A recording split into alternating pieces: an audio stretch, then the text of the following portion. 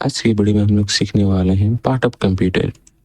कितने पार्ट के हम लोग कंप्यूटर होता है, ठीक है, क्या किस तरह से काम करता है, मैं आपको पीपीटी में समझा दूंगा सब कुछ।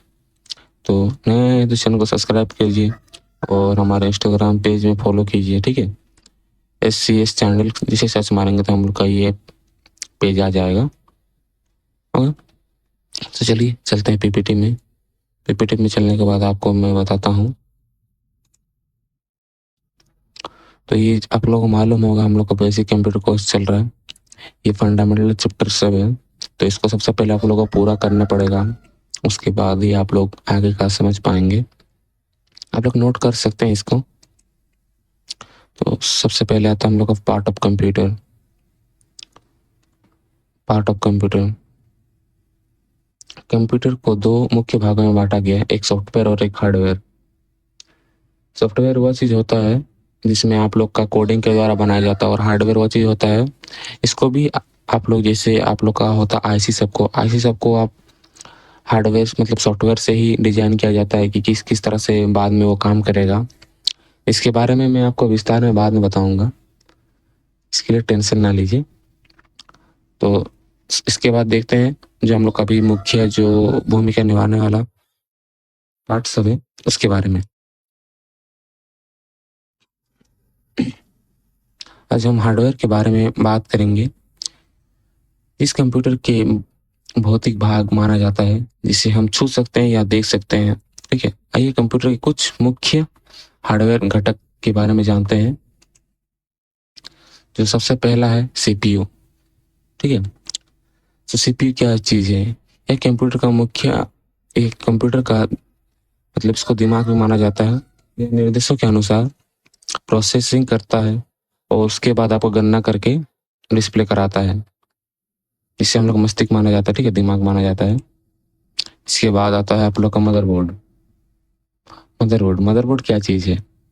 मदरबोर्ड वो चीज़ है जिसमें आप लोग का जितना भी पार्ट्स है, पता जैसे आपका हो गया सीपीयू हो गया, रैम हो गया और हार्ड डिस्क हो गया, ठीक है। इस सब को ये कनेक्ट करके रखता है, जिसे हम लोग मदरबोर्ड कहते हैं। यदि आप लोग चाहते हैं तो आप इसको नोट कर सकते हैं। नोट करने के बाद आप लोग जब आपका हो जाएगा एग्जाम, उस टाइम आप लोग इसको लिख सकते हैं, ठीक है। इसके बाद आता है हम लोग का रैम। रैम क्या चीज़ है? एक अस्थाई मतलब जैसे आप लोग का हो गया मोबाइल में जो आपका सिम सिम नहीं, आपका जो मेमोरी लगता है, उसी तरह से ही इसका जैसे हर मोबाइल का भी रैम होता है, कंप्यूटर का भी उसी तरह से रैम होता है, ठीक है। आप कंप्यूटर का रैम को बढ़ा सकते हैं लेकिन मोबाइल का रैम को बढ़ा नहीं सकते। तो जब आप अभी जैसे कि मेरा ये काम चल रहा है, ठीक है, तो ये क्या एक रैम में सेव हो रहा है, और जब मैं कुछ इसको यदि मान लीजिए इसको मैं पीडीएफ बना के जब सेव करूंगा तब हम लोग का वो हो जाएगा हार्ड डिस्क में सेव हो जाएगा, मतलब मेमोरी में सेव हो जाएगा। ये जो अभी वर्तमान में जो चल रहा है उसी को ये सेव करके रखता है, वो होता है रैम, ठीक है। आप लोग नोट कर लीजिएगा।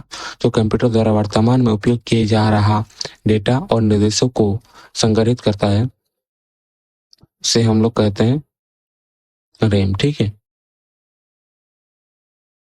इसके बाद आता है हम लोग का स्टोरेज डिवाइस, जिसे हम लोग एसएसडी या एसडीडी कहते हैं, ठीक है, हार्ड डिस्क डिवाइस, ठीक है। तो इसमें क्या होता है कि आपका जो डेटा रहता है वो आपका मतलब आगे जाके यहाँ हो जाता है, सेव हो जाता है। ओके, इतना हो जाने के बाद हम लोग देखते हैं अगला हम लोग का है इनपुट डिवाइस। इनपुट डिवाइस क्या है? जैसे आपका वेबकैम हो गया, माउस हो गया, कीबोर्ड हो गया, ये सब जितना भी है आपका इनपुट डिवाइस है। इससे आप वायर लगा के आप लोग कनेक्ट कर सकते हैं, या फिर आप ब्लूटूथ वाला भी आजकल निकल गया है, ब्लूटूथ से भी कनेक्ट कर सकते हैं। ये डिवाइस कंप्यूटर को निर्देश देता है, जैसे कीबोर्ड, माउस, वेबकैम, ठीक है। इतना हो जाने के बाद आता है हम लोग का आउटपुट डिवाइस। आउटपुट डिवाइस क्या है?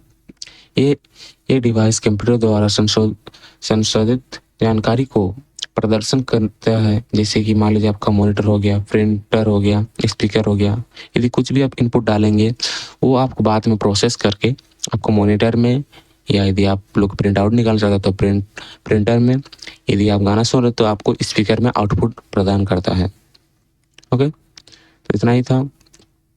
तो आज के लिए इतना ही, आज के लिए इतना ही। मिलते हैं नेक्स्ट टॉपिक में। अगले टॉपिक में हम लोग बात करेंगे किस तरह से कंप्यूटर काम करता है। ठीक है, थैंक यू सो मच।